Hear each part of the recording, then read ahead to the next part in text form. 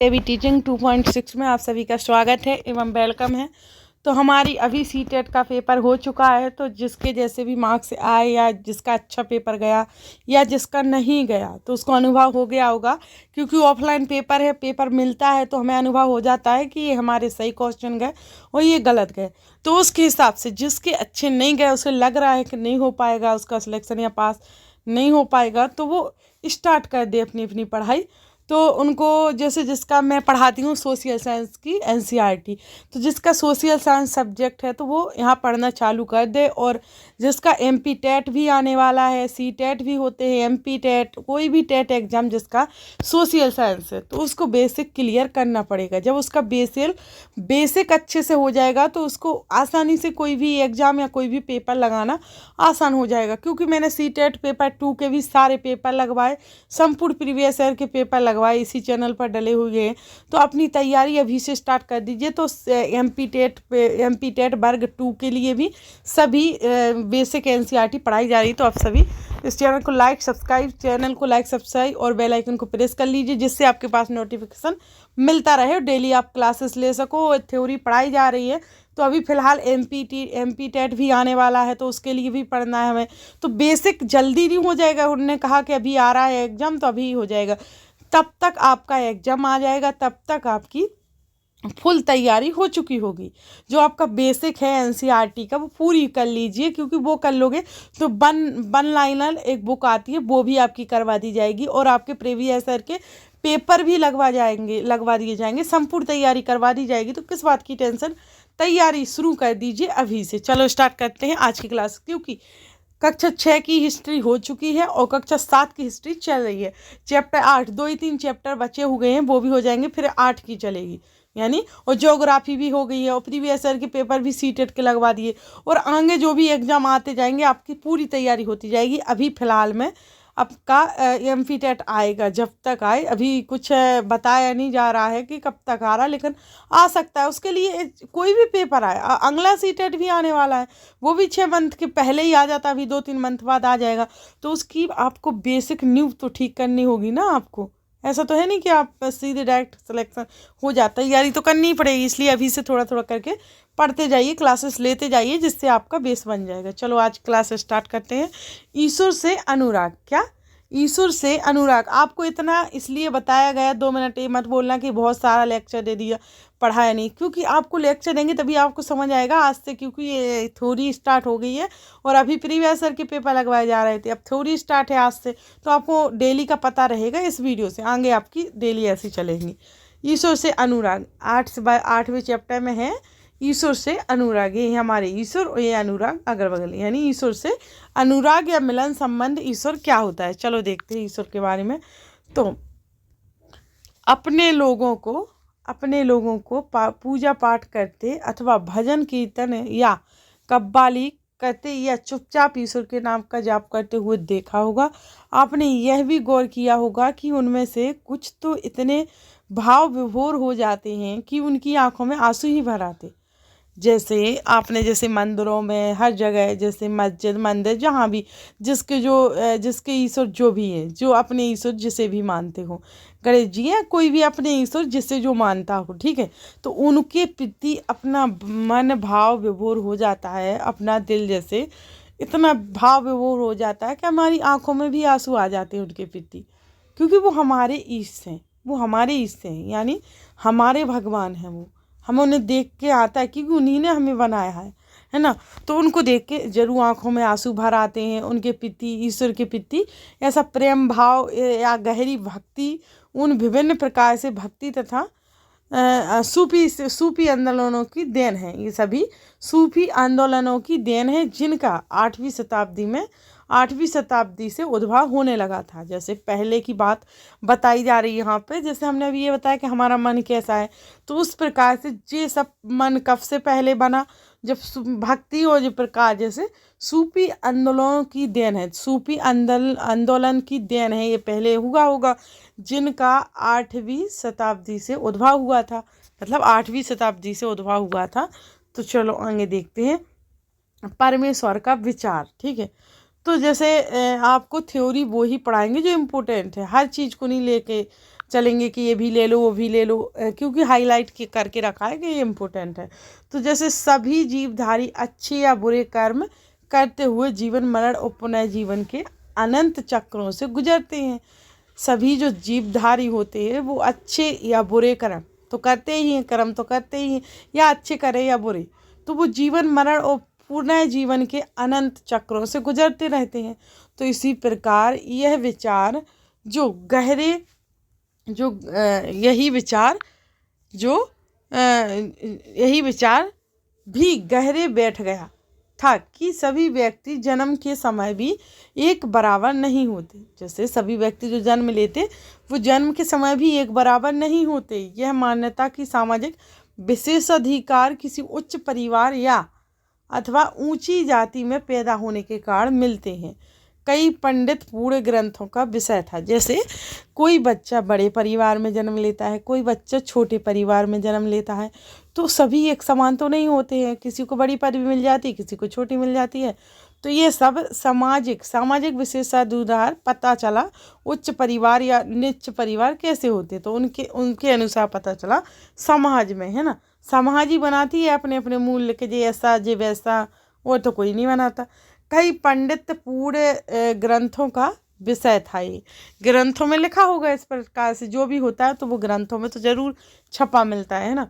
अनेक लोग ऐसे विचारों के कारण बेचैन थे। अब होंगे ही, जैसे कुछ लोग ये सोचने लगते वो बड़ी जाति में पैदा होगा, हम छोटी में हो गया, हमें ये नहीं मिल रहा, कोई बोलता हमें। तो बहुत से लोग ऐसे इस कारण से बेचैन भी थे। इसलिए बुद्ध तथा जैन के उपदेशों की ओर उन्मुख हो गए। फिर इसी लाइन से वो बुद्ध और जैनों के उपदेश है ना, उनकी ओर उन्मुख हो गए। और जिनके अनुसार व्यक्तिगत प्रयासों से सामाजिक अंतरों को दूर किया जा सकता है। जैसे बुद्ध और जैनों के ऐसे प्रयास थे कि उनकी अनुसार व्यक्तिगत जो प्रयास है उनसे सामाजिक अंतरों को दूर किया जा सकता है। जैसे हमारे समाज में कुछ ऐसी बातें होती हैं जो सही नहीं होती हैं, उनको दूर किया जा सकता है बुद्ध एवं जैन के उपदेशों के द्वारा, है ना। तो पुनः जन्म के चक्र से छुटकारा पाया जा सकता है, ये बताते हैं। पुनः जन्म के और चक्र से छुटकारा पाया जा सकता है। कुछ अन्य लोग परमेश्वर संबंधी इस विचार से आकर्षित हुए। यदि मनुष्य भक्ति भाव से परमेश्वर की शरण में जाए तो परमेश्वर भक्ति को इस बंधन से मुक्त कर सकता है। जैसे कि श्रीमद् भागवत गीता में यह विचार जो अभी बताया गया ना कि परमेश्वर व्यक्ति को इस बंधन से मुक्त कर सकता है, तो यह श्रीमद् भागवत गीता ये रही। श्रीमद् भागवत गीता में व्यक्त यह विचार सामान्य ईसवी सन की प्रारंभिक शताब्दियों में लोकप्रिय हो गया था। ईसवी होती है कि ईसवी सिर्फ उसमें प्रारंभिक हो गया था, है ना। तो फिर लोकप्रिय हो गया था। फिर विशद धार्मिक अनुष्ठानों के माध्यम से शिव, विष्णु और दुर्गा को परम देवी देवताओं के रूप में पूजा जाने लगा। साथ साथ में भिन्न भिन्न प्रकार की पूजा होने लगी। और बता ही दिया, शिव, विष्णु, दुर्गा के रूप में पूजा मानने लगे उनको। और प्रक्रिया में स्थानीय मिथक तथा किस्से कहानियाँ कहने लगे। तो आपको एक श्रीमद् भागवत गीता की किसी दक्षिण भारतीय पांडुलिपि से लिया गया ये पृष्ठ, ये दिख रहा ना, ये पृष्ठ श्रीमद् भागवत गीता का है। ये पेज इस प्रकार से लिखा गया है उसमें, है ना। फिर है पौराणिक कथाओं के अंग बन गए। कौन? ये कहानियाँ, किस्से, जैसे हमारी श्रीमद् भागवत कथा में जो भी कहानियाँ, किस्से, सब पौराणिक कथाओं के अंग बन चुके थे वो सभी, है ना। फिर है आगे, तो आगे चलकर पुराणों में भी इस बात का उल्लेख किया गया है कि भक्त भले ही किसी भी जाति पाति का हो, वह सच्ची भक्ति से ईश्वर की कृपा कर सकता है। भक्ति की विचारधारा इतनी अधिक लोकप्रिय हो गई कि बुद्धों और जैनों मतावलंबियों ने भी इस विश्वास को अपना लिया था। सभी ने अपना लिया था। जब इतनी अच्छी श्रद्धा देखे किसी चीज़ में तो कोई भी खींचा चला जाता है ना। फिर है आगे, दक्षिण भारत में भक्त का एक नया प्रकार, जो दक्षिण भारत है उसमें भक्त का एक नया प्रकार कौन था? तो वो था नायनार और अलवार। मतलब नायनार किससे संबंधित थे और अलवार किससे? अच्छे से पढ़ते जाना दोस्तों, क्योंकि ये पेपर में आ जाते हैं इनके अंदर से क्वेश्चन, फिर तुम्हें नहीं आता समझ में, इसलिए आप अच्छे से समझोगे तो ज़रूर आएगा। 7वीं से 9वीं शताब्दियों के बीच कुछ नए धार्मिक आंदोलनों का प्रादुर्भाव हुआ। जो 7वीं से 9वीं शताब्दी थी उसके बीच धार्मिक आंदोलनों का प्रादुर्भाव हुआ। फिर इन आंदोलनों का नेतृत्व नए नरों यानी शैव संतों और अलवारों यानी वैष्णव संतों ने किया। देखो अब इसको समझा दो कि जो नए नरों है ना, तो ये शैव संतों के थे, और जो अलवार हैं ये थे वैष्णव संतों, मतलब वैष्णव संतों की तरफ से थे। तो ये संत सभी जातियों के थे। किसके? ये संत सभी जातियों के थे, जिनमें पुलैया और पनार जैसी अस्पष्ट समझी जाने वाली जातियों के भी लोग शामिल थे। यानी जो पुलैया और पनार वाली जैसी जाति थी, तो उनको सबसे छुआछूत वाली जाति माना जाता था इनके अनुसार, ठीक है। फिर वे बौद्धों और जैनों के कटु आलोचक थे और शिव तथा विष्णु के प्रति सच्चे प्रेम को मुक्ति का मार्ग बताते थे। उन्होंने संगम साहित्य, तमिल साहित्य का प्राचीनतम उदाहरण और सामान्य सन यानी ईसवी सन की प्रारंभिक शताब्दियों में रचित में समाहित प्यार और सूरवीरता के आदर्शों को अपनाकर भक्ति के मूल्य में उनका समावेश किया था। नयनार और अलवार घुमक्कड़ साधु संत थे। क्या थे? जो नयनार और अलवार होते ना, वो घुमक्कड़ साधु संत थे। मोस्ट इम्पोर्टेंट, जैसे पेपर में ऐसे ही आते हैं कि नयनार और अलवार कौन कैसे साधु संत थे, तो ये घुमक्कड़ साधु संत थे, है ना। मोस्ट इम्पोर्टेंट कैसे साधु संत थे, तो नयनार और अलवार एक घुमक्कड़ साधु संत थे, है ना। फिर मोस्ट इम्पोर्टेंट नयनार और अलवार के बारे में, तो नयनार कुल मिलाकर 63 नयनार ऐसे थे। कुल मिलाकर 63 नयनार ऐसे थे जो कुम्हार अस्पृश्यता एवं कामगार, किसान, शिकारी, सैनिक, ब्राह्मण और मुखिया जैसी अनेक जातियों में पैदा हुए थे। उनमें सर्वाधिक प्रसिद्ध थे कौन? अप्पार, समंदर, सूदरार और मड़क्कावा सागर। उसके गीतों के 2 संकलन हैं, तेवरन और तिरुवाचकम। तो इस प्रकार से 2 संकलन हैं, तेवरन और तिरुवाचकम। आगे बढ़ते हैं। अब हम देखते हैं अलवार के बारे में। किसके? अलवार के बारे में पढ़ते हैं। तो अलवार संत संख्या में 12 थे, जैसे कि नयनार संख्या में 63 हैं। नयनार संख्या में कुल मिलाकर 63 थे नयनार, और जो अलवार हैं वो 12 थे, है ना। फिर वे भी भिन्न भिन्न प्रकार की पृष्ठभूमि से आए हुए थे, जिनमें से सर्वाधिक प्रसिद्ध थे पेरी अलवार और उनकी पुत्री अंडाल, तोड़रपोड़ी अलवार और नम्माल वार। उनके गीत द्रव्य प्रबंधन में संकलित हैं। तो इस प्रकार से इसमें 13 है नयनार, 63 है और 12 थे अलवार के, ठीक है। फिर है जो अभी हमने पढ़ा ना कि मड़क्कवा सागर, तो ये नयनार मड़क्कवा सागर, ये उनमें सर्वाधिक प्रसिद्ध थे कौन? जैसे बताया ना, अप्पार, सब्दार, सूदरार और मड़क्कवा सागर, ये सबसे प्रसिद्ध थे। इनमें से सभी में से सबसे प्रसिद्ध 63 में, ठीक है। तो ये रही हमारी किनकी? मड़क्कवा सागर की एक कांस्य प्रतिमा, जो आप देख सकते हैं। देखो ऊपर से यहाँ से देख सकते हो, तो नीचे तक देखते जाओ। देखो ये रही उनकी एक प्रतिमा मड़क्कवा सागर की, है ना। जो नयनार के एक प्रसिद्ध थे, नयनार में से जो 63 नयनार थे ना, उनमें से एक प्रसिद्ध थे मड़क्कवा सागर की कांस्य प्रतिमा के अनुसार, देख सकते हो। फिर है नीचे 10वीं से 12वीं सदियों के बीच चोल और पांड्यन राजाओं ने उनके अनेक धार्मिक स्थलों पर विशाल मंदिर बनवा दिए, जहाँ की संत कवियों ने यात्रा की थी। इस प्रकार भक्ति परंपरा और मंदिर पूजा के बीच गहरे संबंध स्थापित हो गए। यही वह समय था जब उनकी कविताओं का संकलन तैयार हुआ था, कवियों का, है ना। इनके अलावा अलवार तथा नयनार संतों की धार्मिक जीवनियाँ भी रची गई थी, और आज हम भक्ति परंपरा के इतिहास लेखन में इन जीवनियों का स्रोत के रूप में उपयोग भी करते हैं। तो भक्त और भगवान, भक्त और भगवान। जैसे भक्त और भगवान, तो इनमें देखते हैं ये रचना है किसकी, माणिक्यवाह सागर की। माणिक्यवाह सागर की है ये रचना। तो ये जैसे कि पूरी पढ़ने की भी जरूरत नहीं है। मेरे हाड़ मास के इस क्रीड़ित में पुतले में, वो बोलना चाह रहे हैं कि जो जीवन है ना, जो जीवन है वो सब माया मोह है, यानी मोह माया है। और जो हमारा शरीर है उसी में दुख मृत्यु सब कुछ, हमारे शरीर में सुख दुख सब। और हमारा जो हाड़ मांस या हड्डी है वो एक पुतला है, वो एक पुतला है जो उसके अंदर है ना, वो एक सोने का मंदिर है अंदर। तो इस प्रकार से उनने एक कहानी बनाई थी, उसको पढ़ने का वैसे कुछ वो नहीं है। तो जैसे उसमें ये दे सकते हैं, कवि ने भगवान के साथ अपने संबंध का कैसा वर्णन किया है। तो कवि ने इस प्रकार माणिक्यवाह सागर ने वर्णन किया था। जैसे लास्ट की एक दो लाइन पढ़ लेते हैं।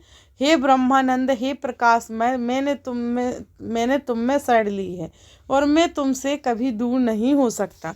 तो भगवान को अपना लिया था, यानी भगवान को हुई अपने को ही भगवान के अंदर डाल के व्यतीत कर लिया था उन्होंने।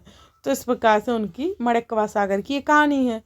फिर यहाँ आगे दर्शन और भक्ति, जैसे कि नयनार 63 थे और अलवार 12 थे। दर्शन और भक्ति, दो दर्शन और भक्ति।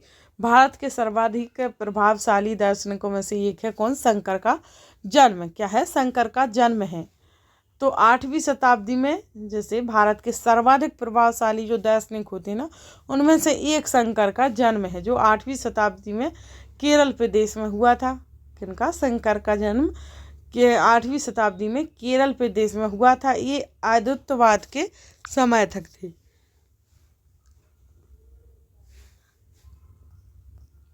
ये किसके समय तक थे, ये थे अद्वैतवाद के समय तक, जिसके अनुसार जीवात्मा और परमात्मा दो परम सत्य हैं, दोनों एक ही हैं। दो परम सत्य हैं, वो दोनों एक ही हैं। उन्होंने यह शिक्षा दी कि वह ब्रह्मा जो एकमात्र या परम सत्य है, वह निर्गुण और निराकार है। निर्गुण और निराकार है। शंकर ने हमारे चारों ओर के संसार को मिथ्या या माया माना है और संसार का परित्याग करने अर्थात संन्यास लेने और ब्रह्मा की सही प्रकृति को समझने और मोक्ष प्राप्त करने के लिए ज्ञान के मार्ग को अपनाने का उपदेश दिया था। क्या दिया था, शंकर ने ज्ञान के मार्ग को अपनाने का उपदेश दिया था शंकर ने, यानी अद्वैतवाद के समय तक थे। किसके समय तक थे ये, अद्वैतवाद के। फिर है रामानुज 11वीं शताब्दी में तमिलनाडु में पैदा हुए थे। जैसे शंकर है हमारे, तो ये केरल में पैदा हुए थे, और जो हमारे रामानुज हैं ये हुए थे 11वीं शताब्दी में। कहाँ, तमिलनाडु में पैदा हुए थे। तो वे विष्णु भक्त अलवार संतों में, वे विष्णु भक्त अलवार संत, जैसे विष्णु भक्त यानी अलवार संत है ना, से संबंधित बहुत प्रभावित थे। उनके अनुसार मोक्ष प्राप्त करने का उपाय विष्णु के प्रति अनन्य भक्ति भाव रखना, यानी भगवान विष्णु की कृपा दृष्टि से भक्त उनके साथ एकाकार होने का परमानंद प्राप्त कर सकता है। रामानुज ने विशिष्टाद्वैत के सिद्धांत को प्रतिपादित किया, और जिसके अनुसार आत्मा परमात्मा से जुड़ने के बाद भी अपना अलग संता बनाए रखती है। रामानुज के सिद्धांत ने भक्ति की नई धारा को बहुत प्रेरित किया, जो परवर्ती काल में उत्तरी भारत में विकसित हुई। देखो, जो हमारे शंकर हैं, आदित्यवाद जो उनके समय तक है ना, तो शंकर हैं, उन्होंने जन्म लिया था कहाँ, केरल में। और जो हमारे रामानुज हैं, इन्होंने जन्म लिया कहाँ, तमिलनाडु में।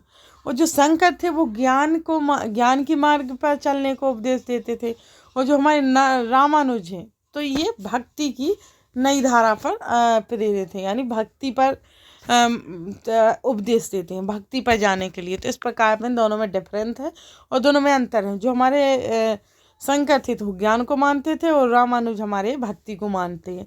और उनका जन्म केरल में हुआ था शंकर का, और इनका रामानुज का हुआ कहाँ, तमिलनाडु में। तो मोस्ट इफेक्ट क्वेश्चन जरूर पढ़ते जाइए, ज़्यादा घुसने की भी जरूरत नहीं, वो चाहिए जो हमारे लिए इम्पोर्टेंट है ना। बसवन्ना का बीच बाद हमने पहले पढ़ा कि तमिल भक्ति आंदोलन और मंदिर पूजा के बीच क्या संबंध थे। क्या पढ़ा हमने कि जो तमिल भक्ति आंदोलन है और मंदिर पूजा के बीच क्या संबंध थे। तो देखो, तमिल भक्ति आंदोलन से संबंधित है रामानुज, पहले पढ़ाई है ऊपर कि जो भक्ति आंदोलन, भक्ति से संबंधित वो रामानुज हैं, और ज्ञान से संबंधित कौन है, शंकर। तो मंदिर पूजा के बीच क्या संबंध थे। तो इसके परिणाम स्वरूप जो प्रतिक्रिया हुई वह बसवन्ना और अलम्भा, वह जो प्रतिक्रिया हुई बसवन्ना और अलम्भा प्रभु और अक्क महादेवी जैसे उनके साथियों द्वारा प्रारंभ किए गए बीज सेवा आंदोलन में स्पष्टता दिखलाई देती है कि यह आंदोलन 12वीं शताब्दी के मध्य कर्नाटक में प्रारंभ हुआ था। बीरशैवों ने सभी व्यक्तियों की समानता के पक्ष में और जाति तथा नारी के प्रति व्यवहार के बारे में ब्राह्मणवादी विचारधारा के विरुद्ध अपने प्रबल तर्क प्रस्तुत किए।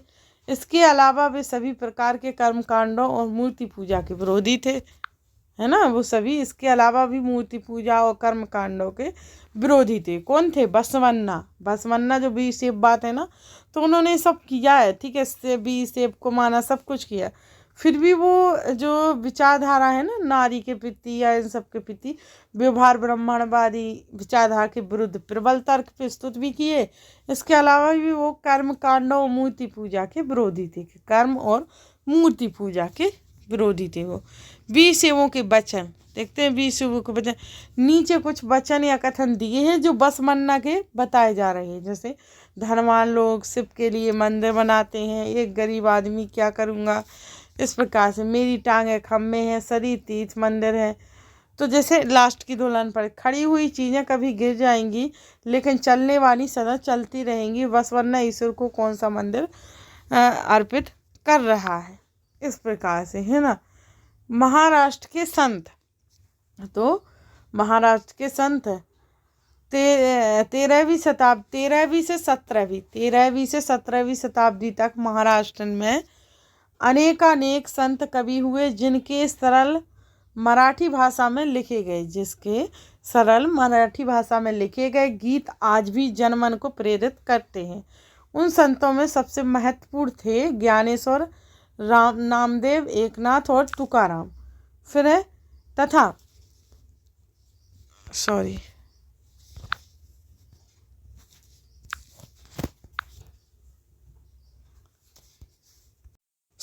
कहीं का कहीं क्लिक हो जाता है तो स्क्रीन आ जाती है, सॉरी। चलो आगे बढ़ते हैं। ज्ञानेश्वर, नामदेव, एकनाथ और तुकाराम तथा खबूबाई तथा सखूबाई जैसी स्त्रियां तथा चोखा मिट्टा का परिवार जो अस्पृश्यता समझी जाने वाली महाजाति का था। जैसे ये सभी जाति तो थी ही थी, साथ में चोखा मट्ठा का परिवार था जो मतलब छुआछूत वाली जाति माना जाता है उसको। भक्ति की यह क्षेत्रीय परंपराएं पढ़रपुर में विट्ठल विष्णु का एक रूप पर और जो जनमन के हृदय में विराजमान व्यक्तिगत देव ईश्वर संबंधी विचारों का केंद्रित था।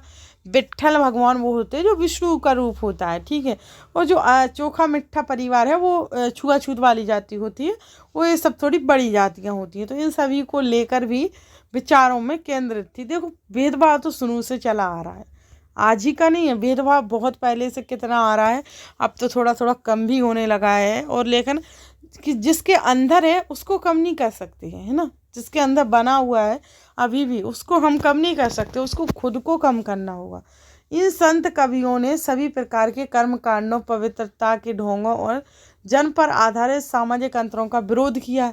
यहाँ तक कि इन्होंने संन्यास के विचार को भी ठुकरा दिया और किसी भी अन्य व्यक्ति की तरह रोजी रोटी कमाते हुए परिवार के साथ रहने और विनम्रतापूर्वक जरूरतमंद साथी व्यक्तियों की सेवा करते हुए जीवन बिताने के लिए अधिक पसंद किया। उन्होंने इस बात पर बल दिया कि असली भक्ति दूसरों के दुखों को बांटने से होती है। देखो उन्होंने किया कि इन सब कर्म कांडों में करने से कुछ नहीं है, असली भक्ति वो है जो दूसरों के दुखों को बांट सके, है ना। दूसरों को दुखों को बांट सके, उन्हें सहारा बन सके, तो असली भक्ति ये है। फिर है आगे, इससे एक नए मानवतावादी विचार का उदय हुआ, जैसा कि सुप्रसिद्ध गुजराती संत नरसिंह मेहता ने कहा। जैसे कि जो उद्भव हुआ है मानवता विचारी नए विचार। तो जैसे कि गुजराती संत नरसिंह मेहता ने कहा था कि बेसुराव जन तो तेने कहिए पीर पराई जाने रे। यानी जो तेने कही मतलब जो तुमने कहा है वो तो ठीक है, वो जो तुमने कहा वो सब कैसे माने, पीर पराई तुम नहीं जानते हो सबकी। जैसे हमारे अनुसार कहें तो हम किसी के दुख को नहीं समझते हैं, कौन कितना दुख है, कौन कितना दुखी से भरा हुआ है। हम तो सामने चेहरे देखते हैं कि साफ चेहरे दिख रहे हैं, किसी के घर में तो हम गए नहीं है कि कौन कितना दुख है और कितना सुख है। तो उनके सुख दुख को हम नहीं भाप पाएंगे कि वो कितना है। तो ये संत नरसिंह मेहता ने कहा है, तो ऐसा कहा है कि हम उनके दुख सुख को नहीं समझ पाएंगे और हम दूसरों की मदद करें तो अच्छा है। सामाजिक व्यवस्था पर प्रश्न जैसे यह कहा है, संत तुकाराम का एक अभंग मराठी व्यक्ति भक्ति गीत है, जो दीन दुखियों पीड़ितों को अपना समझता है वही संत है, क्योंकि ईश्वर उसके साथ है। राइट, कि जैसे कोई भी दीन दुखी पीड़ित है उसको जो अपना समझता है वही सबसे बड़ा ईश्वर के उसके साथ है ना। ईश्वर मतलब करीब है ईश्वर के। तो इसका मतलब ये होता है, पूरी की पढ़ने की जो होती है यही है इसकी कहानी का मूल वचन है ना, तुकाराम की। ठीक है, फिर नीचे जैसे कि इधर तुकाराम का कहना है, यह कहते कहते कभी नहीं थकूंगा, ऐसा व्यक्ति स्वयं ईश्वर है। राइट, वो बार बार ये दोहराना चाह रहा है तुकाराम कि मैं कभी नहीं थकूंगा ये कहते कहते कि ऐसा व्यक्ति ईश्वर है जो दूसरों की सेवा या दान या दूसरों के दुख को समझता है वो। राइट, आज भी हम इस बात को तो मानते हैं कि कोई किसी के दुख को समझ रहा या बांट रहा या उसकी सेवा कर रहा तो वो हमेशा ईश्वर की पदवी पर है, क्योंकि वो किसी की सहायता कर रहा है ना। और फिर है यहाँ चोखा मिट्ठा के पुत्र द्वार रचित एक अभंग अंग दिया जा रहा है। जो चोखा मिट्टा सबसे छुआछूत वाली जाति बताया गया था ना उसमें, तो उसका जो पुत्र के द्वारा ये रचित बताया गया है ना। उसमें लिखा, तुमने हमें नीची जाति का बनाया, मेरे महाप्रभु तुम स्वयं यह स्थिति स्वीकार करते तो देखो। देखो, और एक बात बोलूँ आपको कि आपको ये क्यों पढ़ाया जा रहा है, आपको लग रहा है क्या बताया जा, यही पेपर में पूछ लिया जाता है, फिर आप वहाँ अटक जाओगे। यही सब प्रश्न में पूछ लिए जाते हैं, इसलिए आपको सारा एनसीईआरटी की बेसिक पढ़ना होगा। और डेली क्लासेस आती हैं, एक क्लासेस देखते जाइए और आपका हो जाएगा पूरा। मत टेंशन लीजिए, देखते जाइए ओनली और लिखते जाइए। जितना आपका आईक्यू लेवल है और जितना आपको लग रहा है उतना करिए। और आपको वैसे भी अपने आप से प्रेरित होना चाहिए और करना चाहिए।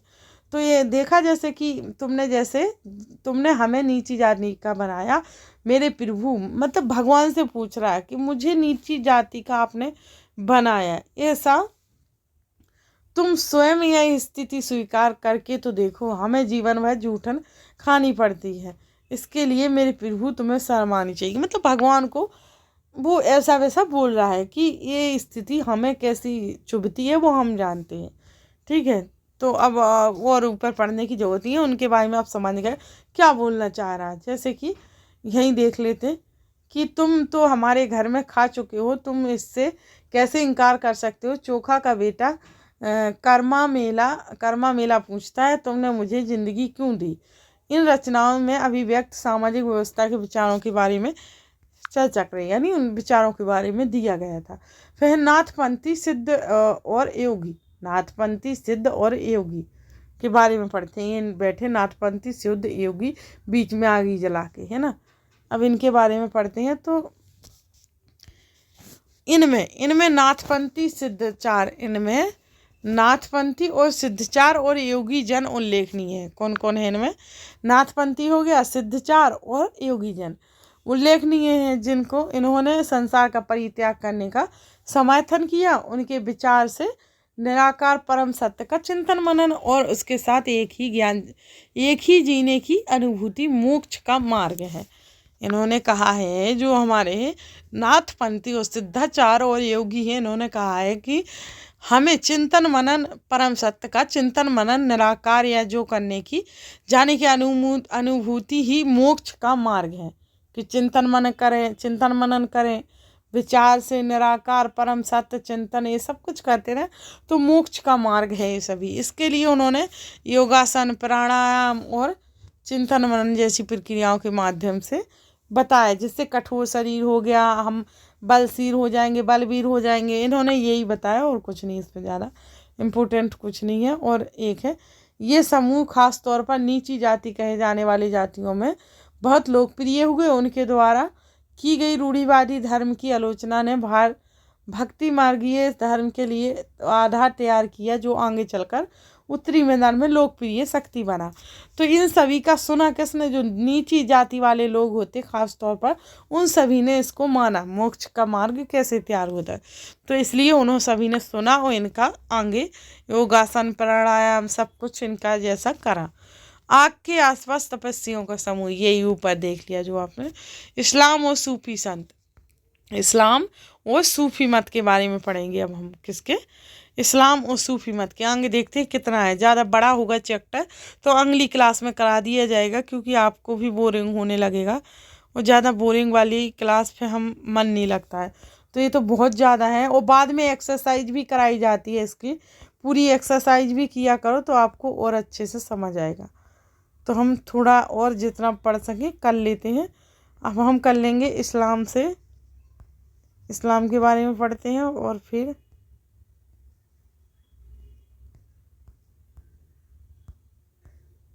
देखते हैं, थोड़ा और कर लेते हैं जितना होता है। इधर से इस्लाम और सूफी मत के बारे में। तो संतों और सूफियों में बहुत अधिक समानता थी। कैसी? संत और सूफियों में बहुत अधिक समानता थी। यहाँ तक कि यह मानना था कि उन्होंने आपस में कई विचारों का आदान प्रदान भी किया है, उन्हें अपनाया भी है।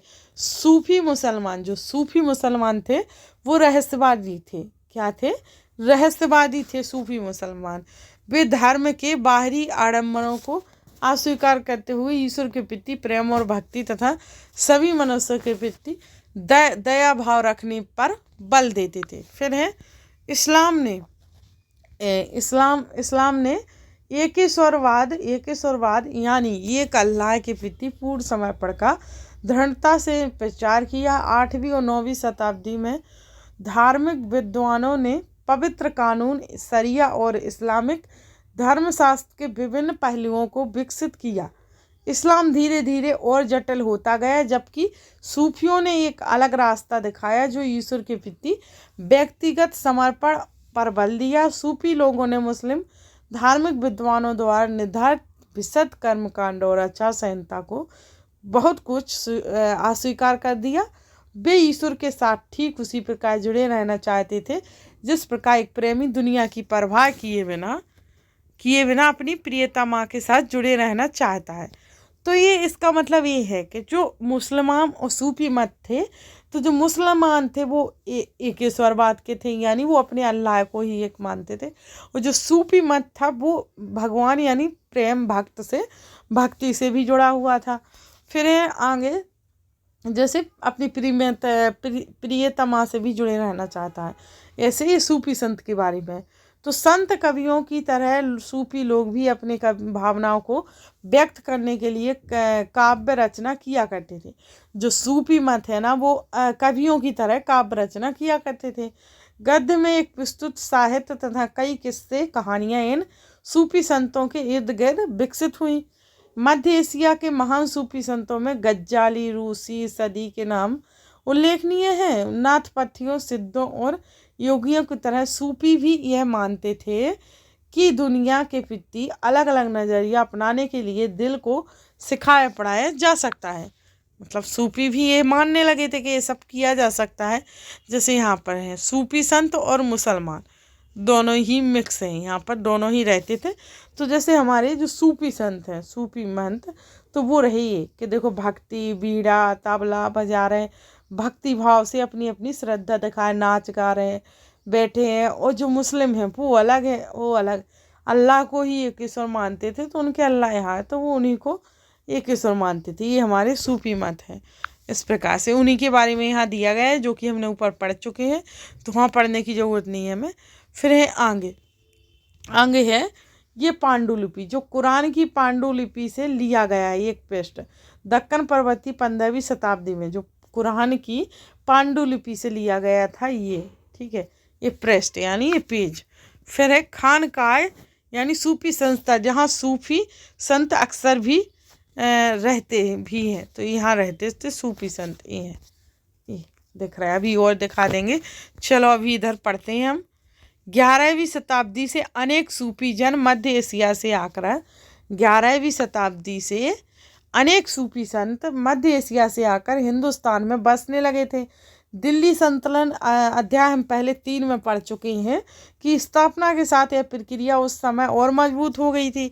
फिर है इन सभी सिलसिलों, जैसे चिश्ती सिलसिला, इन सभी सिलसिलों में सबसे अधिक प्रभावशाली था। इनमें औलियाओं की एक लंबी परंपरा थी और अजमेर के ख्वाजा मुइनुद्दीन चिश्ती, दिल्ली के कुतुबुद्दीन बख्तियार काकी, पंजाब के फरीद, दिल्ली के ख्वाजा निजामुद्दीन औलिया और गुलबर्ग के बदानवाज गिसू दराज, इस प्रकार से प्रसिद्ध थे। ये सभी प्रभावशाली, सबसे अधिक प्रभावशाली अधिक माने जाते थे। फिर है सूफी संत।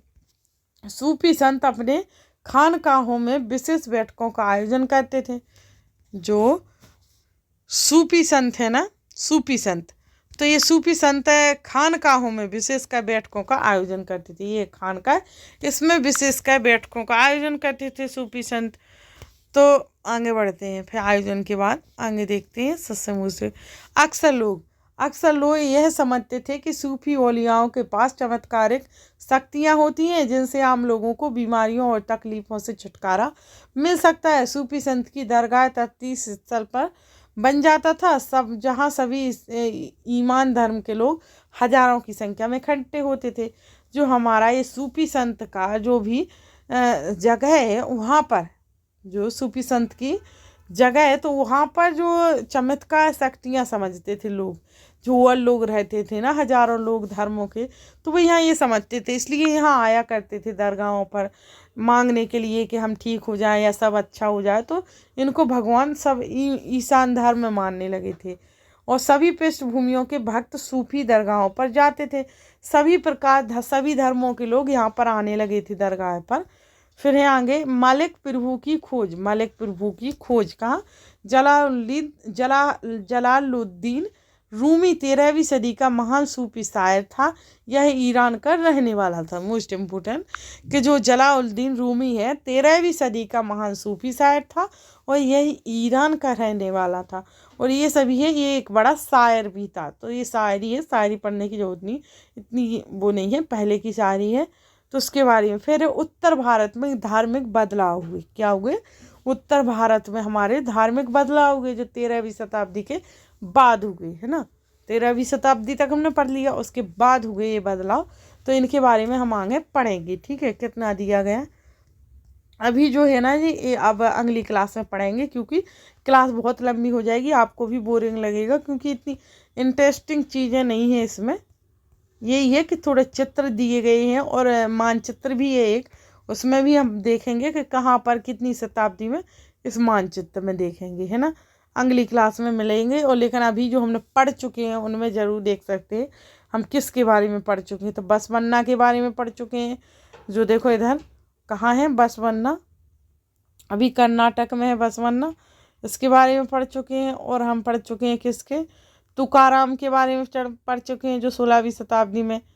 और किसके बारे में पढ़ चुके हैं, अभी तो बस इतना ही पढ़े हैं। और देखते हैं किसके बारे में और रह गया, पूरा इकट्ठा पता चल जाएगा अभी तो बता देंगे किस किस के बारे में हम पढ़ चुके हैं। चलो आज की क्लास हम यहीं एंड करते हैं, क्योंकि बहुत लंबी हो चुकी है।